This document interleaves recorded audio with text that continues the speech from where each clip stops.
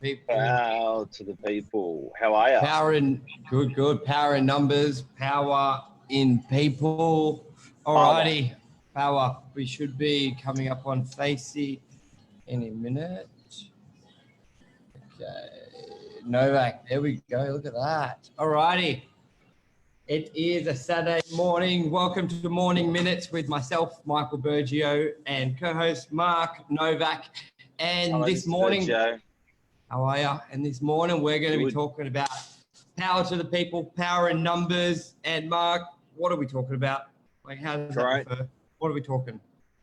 Well, everyone's talking about coronavirus. We're not going to talk about that. We're going to talk about how we work and how good real estate agents work. I think internally people don't, when you're selecting a real estate agent to sell your property or when you're selecting a real estate agent to rent your property, if there's benefits of choosing a one-man band and there's benefits of choosing an entire team. And we wanted to talk about both. So the pros and cons of that, the way we work, and that's why in Facebook, I've got that background behind me, power to the people, because we work a little bit differently.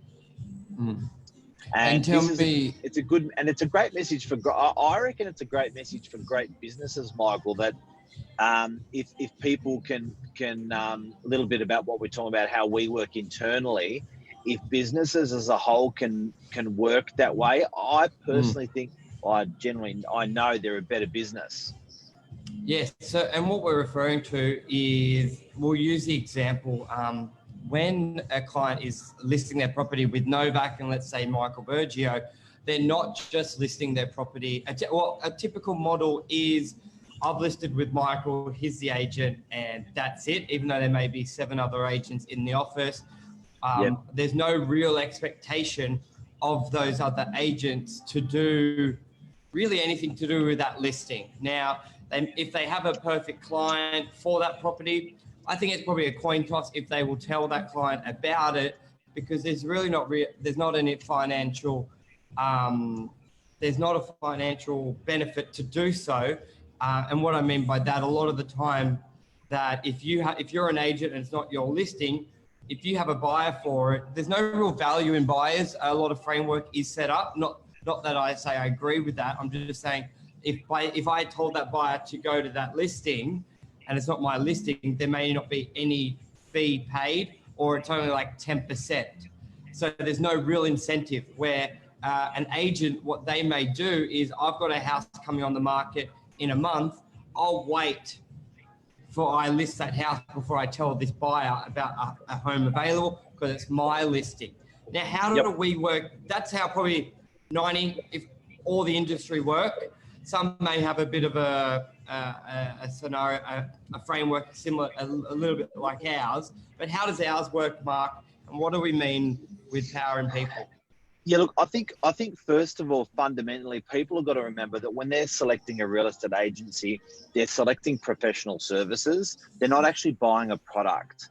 So when we're referring to professional services, and if you can employ an army of people to provide that service rather than one person to provide that service, you're always going to do better. If you can get an army of people that are highly skilled, you're always going to do better to get the best price for your property. If you can employ an army of people highly skilled that work together to get the best price for your property, that's just out of this world. And I think part of our success and the reason why we've built from a team of 0 to 50 so quickly in the industry is for that reason, that we do.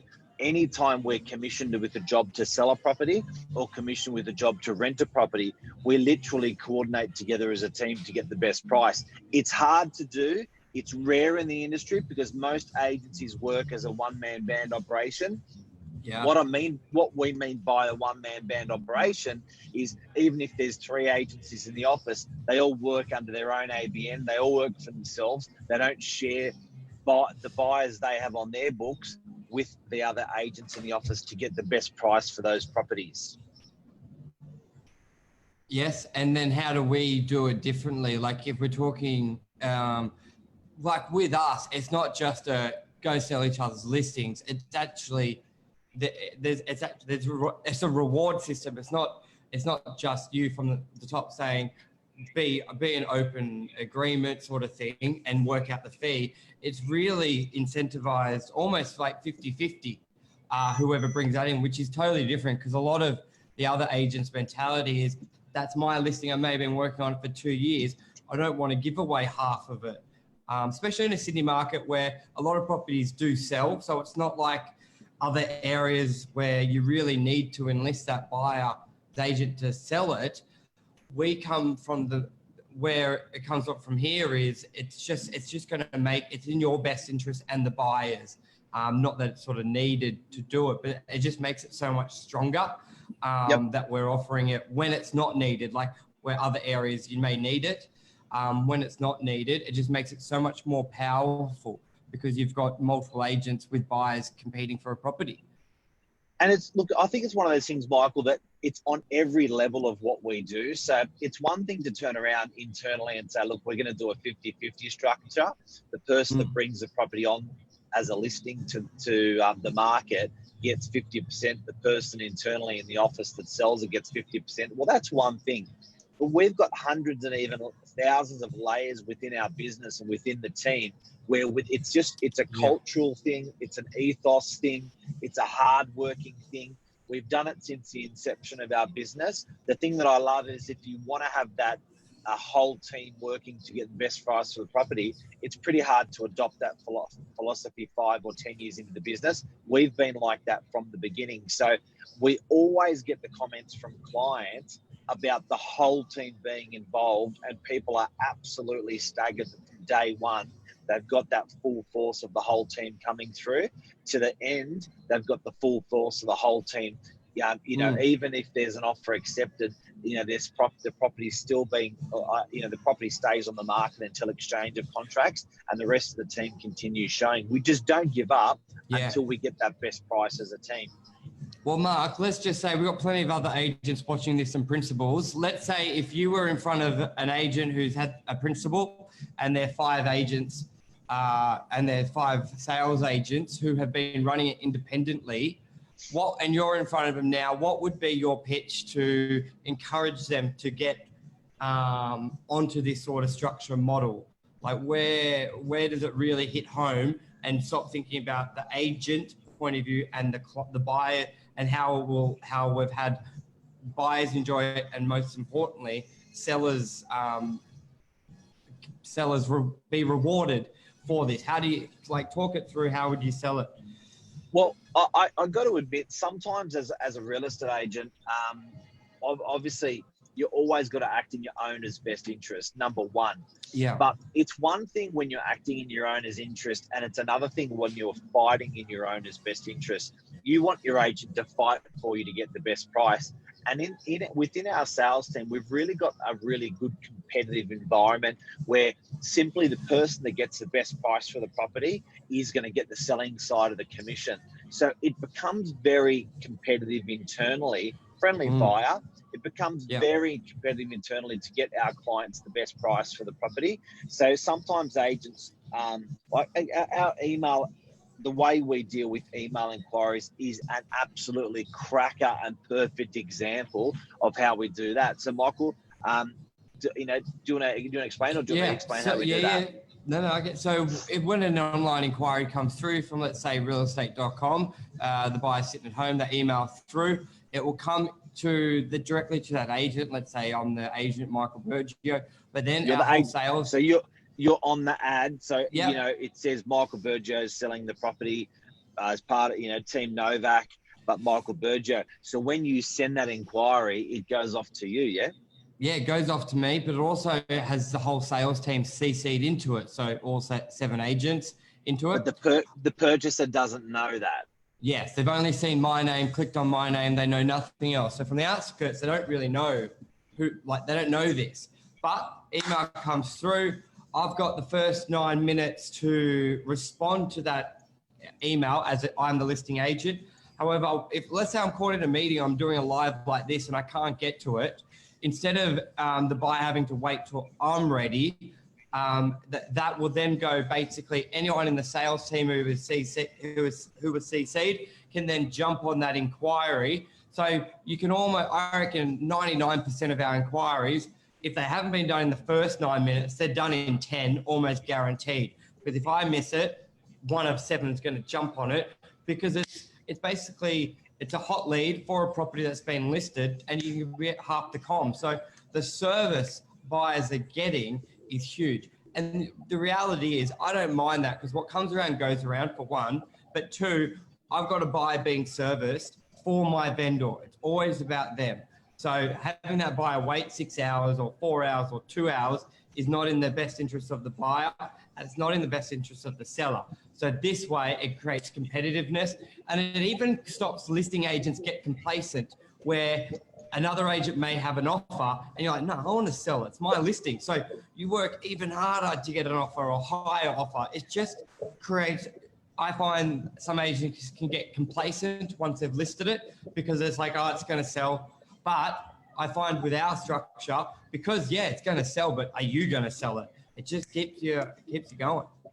So guys, if you've just tuned in, what we're talking about is having an entire sales team working for you, or entire rentals team working for you, rather than when you're selling, you've appointed just one agent. The differences between that, the benefits of that, and then we just gave a perfect example there of email inquiries. The way they're dealt with at Novak when they come in is just military precision, and you can be guaranteed that you're going to get an answer from us super quicker than anyone else in the marketplace, because of the way we operate as a team there.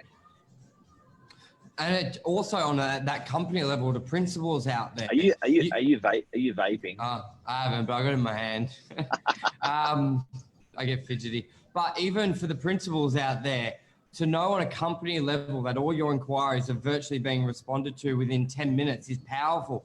Not that you've got an agent who's an animal, gets them within 30 seconds, but then you're another agent who may be a bit slow, gets them within 30 minutes. This rule will make them do it within 9. And if not, that's okay. Someone else from the company will. So I think it really brings a consistency through the company. And you know what, as an agent, if you want to be at a wedding and on a Sunday night, and you're constantly worrying about these inquiries you can see coming through your email account, that's okay. You've got your team behind you supporting you on those inquiries. Next time you're on the couch and they're at a wedding, vice versa. So it truly is in the owner's best interest, and that's how people often ask how we run that 24/7 in our office, the we never sleep philosophy. A lot of people are like, how the hell do you guys run at that level? That's part of our secret, just that internal setup to make sure that that our clients get serviced impeccably. Yeah, because we've got a couple early birds in the team. Like, you're up at 5, I can be up at 4, and then you just need a couple of late hours, or someone wakes up at the night. It's actually a lot easier than you think to run that 24/7 when you've got the power of the team. And as Lisa says, test us, guys. Send an inquiry through on one of the properties, test it. Congratulations to Lisa for yesterday having a big speak. I think it's on at Kickstart in front of a couple hundred agents. So where's the applause? There we go. Just on Insta. Oh, sorry, if you're on Insta, you can't hear the applause. I can't even hear it on Facebook. You can't? Oh, no. Hopefully you can hear the applause. No, wait. There. Is that it? Negative. Hey, I can hear something. Yeah. Oh, listen to that.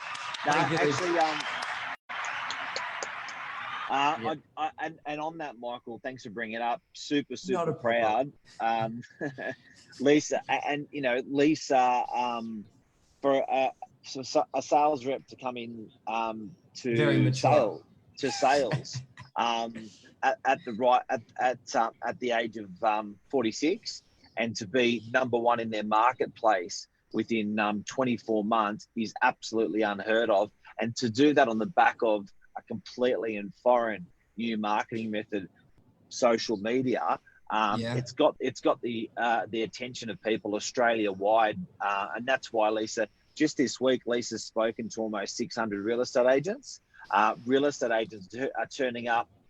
We had a lady yesterday that went to the conference in Queensland, and which was a full day conference, but then came to the Sydney conference because she just wanted to see Lisa. She woke up at 1:30 in the morning to travel, to be in a plane, to be at the conference at 9 o'clock in the morning to see Lisa's talk. You know, it is something spectacular that's happening, and we're proud that, you know, obviously we're a family business, we're a Northern Beaches agency. I think Lisa's putting a really good focus on the industry changing, and I think Yes. I think we're all putting a really good focus with social media on Northern Beaches. We are really got that suburb in the limelight, and I think anyone who's on social will happily fly the flag that we've got that flag nice and high for the Northern Beaches on social media. And it's really, where is it? Thanks for you've been. Oh, anytime, Lex. Anytime. I couldn't make it yesterday because someone left. Anyway, thanks for What else? What else are we going through, Mark? So Power of the People.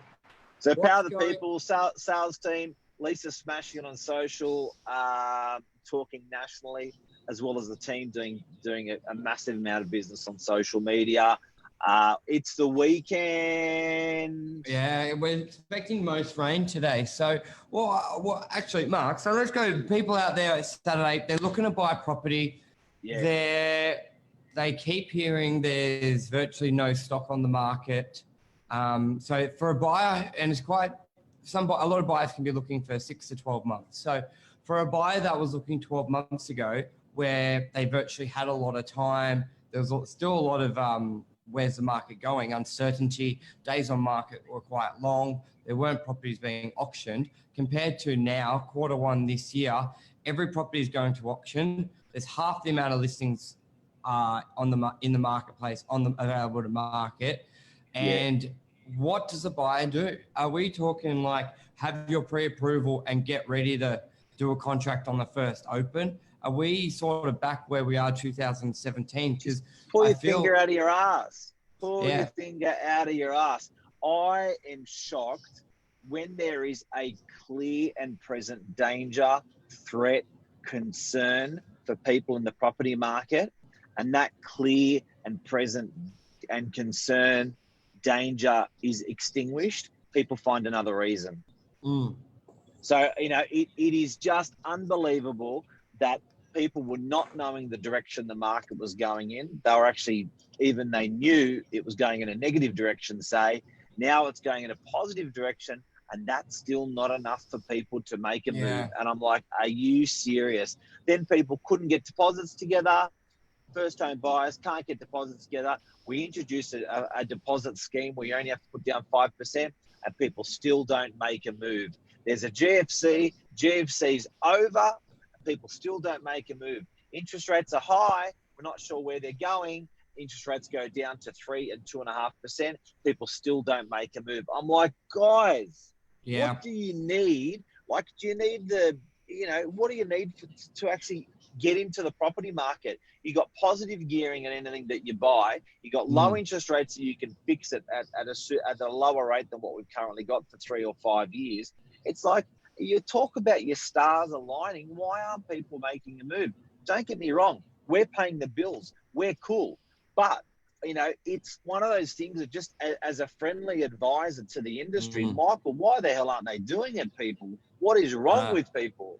Yeah, it's always, and let us know. We'll do a show on it. Tell us what's holding you back. I think Tell the us best what's holding you back, because I'm talking when I'm saying what I'm saying, I'm talking about people that have actually got the eligibility. I know they've got the eligibility, but for whatever reason, scaredness, shyness, excuseness, whatever it is, they just won't do it. Gun shy, weird. All righty. Anything else you want to add for this morning, Mark? You'll be doing breakfast with Novak this morning, will you? 8:30. Yeah. Buy a property. Get out there, get in there, rent the puppy out, live in the puppy. It's cheaper than where you're presently living. If you're renting something, that is for sure. Times are good.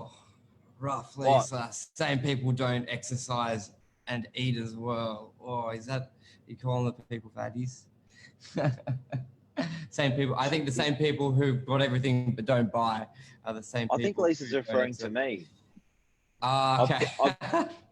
I've put on about 2 kilos, 3 kilos over Christmas, and 5 Lisa's kilos, 6 I've, kilos. and I'm trying to lose weight, and I'm not practicing what I preach. That's probably what she's saying about properties. That's the same reason. Yeah. He said, was that an attack? Yeah, I think it was an attack. Good. Look at that. Hey, round of applause. geez. Round of applause. Anyway. Alrighty. Enjoy You're never your safe. Saturday, people, guys. This Wood podcast. We're back on Monday as well. Any topics, anything, let us know. But it would be interesting to see. This is probably your first. Is this the first Saturday without, like, most people sort of say after the Australian Day long weekend is sort of where we're back. Is this the first weekend? Oh no, last weekend. Well, I'm it's sort of a bit behind, you know what? It's clear of people don't First want to people don't want to book auctions when they got public holidays, school holidays, and stuff within their 4-week auction campaign. This is probably the first clear run where there's no where there's nothing but, you know, head down, bum up, school on, work on, go hard, holidays off periods. And I think this is the first game on weekend. I think we're clearly in the thick of it. Awesome. Interesting to see, huh? Yep. So perfect. All righty, guys. Have a good day. Thank you for tuning in as always. And we'll speak to you all later. Anything else you want to add, Mark? We'll be good. No, thanks. Have a great day. See you guys. Oh, wrong way. Have a good one. Cheers. Bye. See ya.